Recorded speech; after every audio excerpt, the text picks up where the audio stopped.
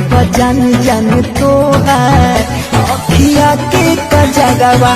मरले हे बाजाने जाने तोहार अखिया के कजरवा कि मरले हे बाजाने जाने तोहार अखिया के कजरवा। तो जी नमस्कार दोस्तों, मैं हूं जीतन कुमार और आप सभी का स्वागत करते हैं आपका YouTube channel crack Bhojpuri news में। तो जी मैं बता दूं कि रमेश रेशमिया जी ने अपने ही सॉन्ग पे रील्स वीडियो बनाया जो कि ऑल सोशल मीडिया पे बहुत ही तेजी से वायरल हो रहा है, जो कि आप लोग थोड़ा सा क्लिप आगे देखे होंगे। मैं गा कर भी बता दिया हूं कि मरले है बाजाने जाने तोहार अखिया के कजरवा, जो कि बहुत ही लाजवाब का सॉन्ग है।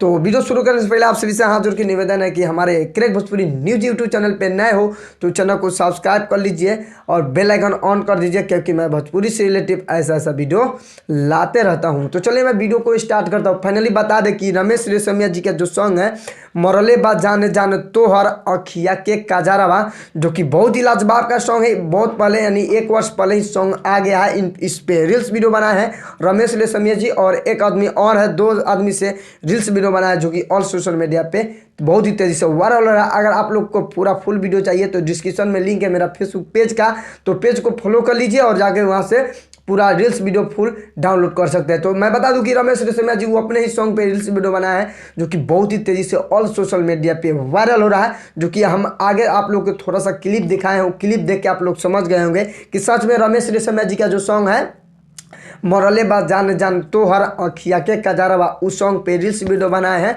जो कि बहुत ही तेज़ी से ऑल सोशल मीडिया पे बहुत ही तेज़ी से वायरल हो रहा है। तो जी हाँ, पर अगर आप लोग रमेश रेशमिया जी के फैंस हैं, अगर पासवान जी के फैंस हैं तो इस वीडियो को ज़्यादा से ज़्यादा शेयर कर दीजिएगा, ताकि और हमारे जितने पासवान जी के फैंस हैं और रमेश रेशमिया जी के फैंस हैं उन सबको मालूम पता चल जाए कि रमेश रेशमिया जी के सॉन्ग पे खुद ही वीडियो बनाया है रील्स वीडियो और बहुत ही तेज़ी से वायरल हो रहा है। तो इस वीडियो को ज़्यादा से ज़्यादा शेयर कर दीजिएगा।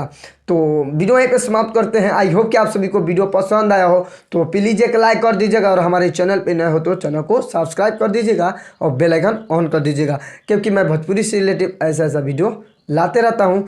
तो मिलते हैं नेक्स्ट अपडेट के साथ, तब तक के लिए जय हिंद, जय भारत, लव यू ऑल भोजपुरिया समाज।